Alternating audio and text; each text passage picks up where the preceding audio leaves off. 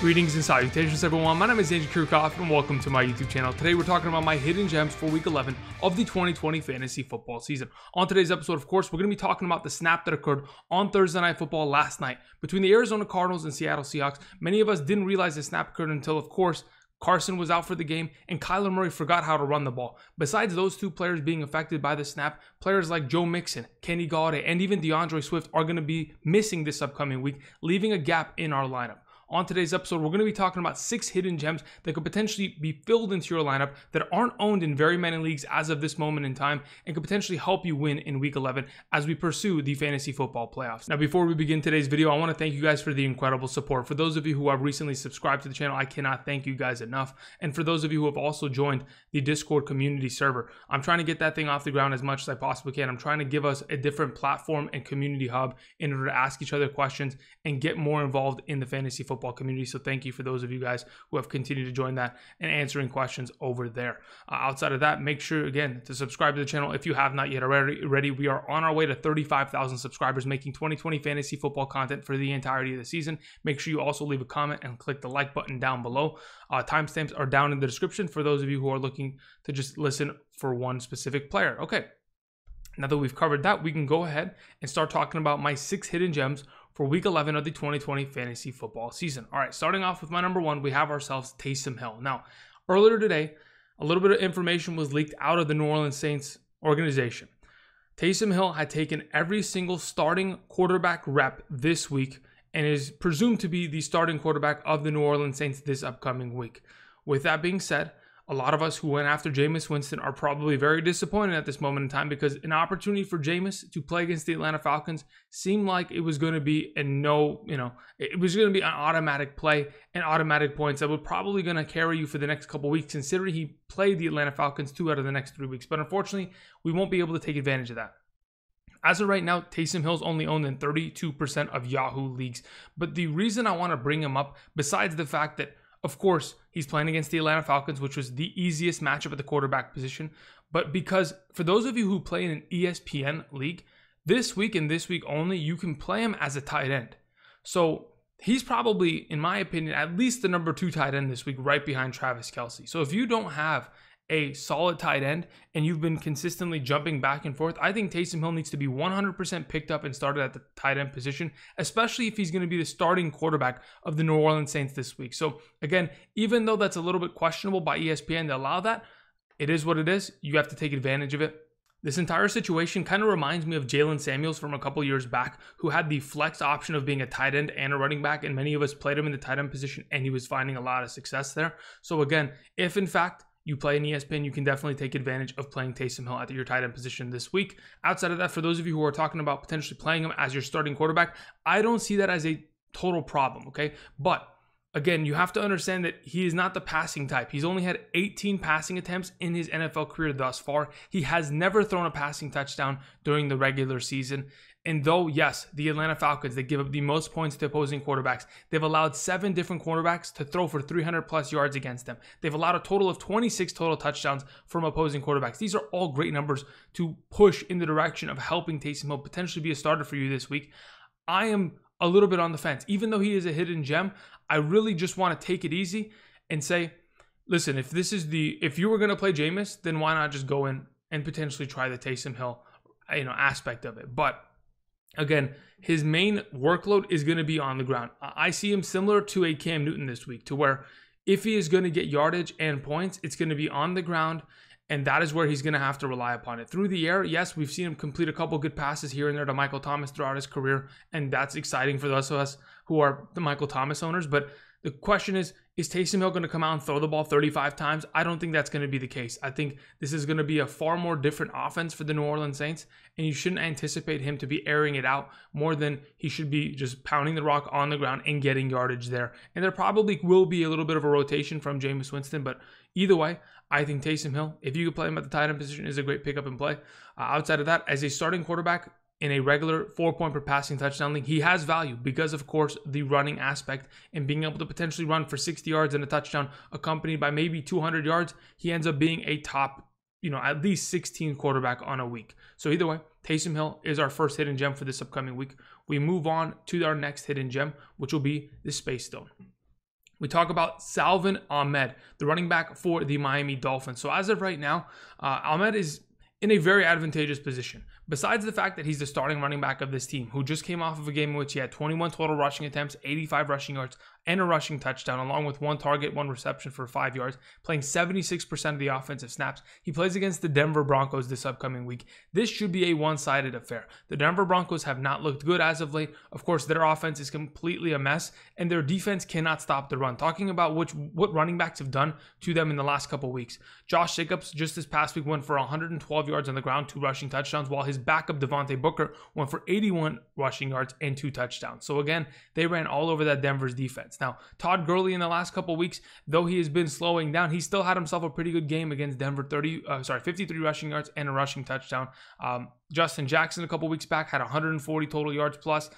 Tremaine Pote had over 90 yards plus throughout the air and on the ground. And CEH had 46 yards and a touchdown. So again, as the weeks have progressed, running backs have been able to dominate against this Denver defense, and I think, of course, Miami should mount a pretty easy lead here and be able to run the ball with Ahmed for majority of the second half. He's only owned in 61% of leagues. I know many of you may have went out and picked him up this past waiver wire Wednesday, but again, the question remains, if in fact he is available in your league, he is easily a potential flex start if in fact you are in need of one. Again, there are 4 teams on bye this week, so if you're in need of a flex play, I think Salvon Ahmed can definitely step up and play for you this upcoming week. So we'll go ahead and throw him up on the screen and move on to our next hidden gem, the reality stone. We have Rex Burkhead, because of course the reality of the situation with Rex Burkhead is that he plays against the second easiest matchup at the running back position. The Houston Texans give up not only the most yards on the ground, but give up the second most points to opposing running backs in a half PPR scoring sense. Rex Burkhead is only owned in 44% of leagues as of right now in Yahoo. And the question remains, is he going to be able to get some yardage on the ground? I think he'll definitely be able to do so. And considering he is the receiving back of this team, if this becomes a more of a high pace back and forth shootout, he's going to get more opportunity. Even though he's only played 34% of the snaps last week and 42% of the snaps the week before, he is still getting an ample amount of touches. Just talking about what he did 2 weeks back, he had himself 12 rushing attempts, 56 yards, a rushing touchdown with 3 targets, 3 receptions, and 11 receiving yards, making himself a 14-point play in fantasy. Then the week following, of course, had himself 6 rushing attempts and 31 yards against the Baltimore Ravens, 4 catches on 5 targets, 35 receiving yards, and 2 receiving touchdowns, one from, of course, Cam Newton and the other from Jacoby Myers. So either way, I think because of his work on the ground alone and his yards per carry average after the last couple of weeks, playing against an advantageous matchup, I don't think Damian Harris is going to be able to carry every single workload against that team. And the fact that he's getting as much work as he has in the PPR game, I think that just continues to solidify his value. Just talking about what Houston's given up in the last couple of weeks on the ground. Just last week, they gave up 230 rushing yards to the combination of Nick Chubb and Kareem Hunt. But in the weeks prior, 99 to, James Robinson, 77 to Jamal Williams. Derrick Henry went for 212 rushing yards, and the list goes on and on. They've given up another 3 100-yard performances to other running backs this season alone. So again, they've been getting torched on the ground. Shouldn't be a surprise if, in fact, the reality of the situation that the Houston Texans cannot stop the run ends up biting him in the butt and allows Rex Burkhead to have even more value this upcoming week. We can go ahead and move on, put him up on the list, and talk about our next hidden gem for this upcoming week. We talk about the Soul Stone. And as we all know, a sacrifice has to be made in order to acquire the Soul Stone. And this week's Soul Stone is Adrian Peterson. And the sacrifice that we have to make is unfortunately the fact that DeAndre Swift, after being named the starter and having his best week of his season this year, having himself a receiving touchdown, 6 catches, upwards of 80 receiving yards, dominating on the ground, and having himself really established as a top 12 running back in the National Football League, unfortunately, he is hit with a concussion. Now, Adrian Peterson, who has been the starting running back prior to, of course, DeAndre Swift taking the mantle, has had himself some success earlier this season. I mean, just looking at his stats from earlier this season, prior to, of course, DeAndre Swift getting more and more of a workload, 22 rushing attempts, 11 rushing attempts, 15 rushing attempts, 11 rushing attempts. In those games, 4 back-to-back, he had himself 75 rushing yards, 40 rushing yards, 36 rushing yards, 29 rushing yards. Even though the rushing totals weren't great, they weren't the greatest matchups either. But he has the advantage of playing against, of course, the Carolina Panthers defense this upcoming week, in which, of course, last week, Ronald Jones went for 192 and a touchdown. The week before, Todd Gurley, 46 and a touchdown. Kamara, 8 receptions and 140 total yards the week before that. And Todd Gurley, again, the week before that, 121 in a touchdown. So again, there's always a possibility in which Adrian Peterson, that's only owned in 47% of Yahoo leagues at this moment in time, can be picked up and played as a flex option. Now, with that being said, obviously, Adrian Peterson accompanying his performance with a touchdown is always going to be a nice thing, and I think it's very capable. I mean, in the 4 games that I mentioned earlier, he scored 2 touchdowns in those 4 contests. So he's definitely going to be the goal line back. He definitely has the upside of scoring. And when I look at this offense, they won't have Kenny G. They won't have Danny Amendola this week. They won't have DeAndre Swift. They're pretty much bare bones, and they're going to have to rely upon the guys like Marvin Jones Jr., of course, Marvin Hall, and Adrian Peterson to be able to guide this lineup. I know Hawkinson's a little questionable. Hopefully he's healthy and ready to go this week because he'll definitely be asked to do a lot. But I think, of course, Adrian Peterson, because of his experience with this team and obviously just a couple weeks back being the starter, he can once again fill into this position and be a great fantasy plug and play this week, as with this week's Soulstone.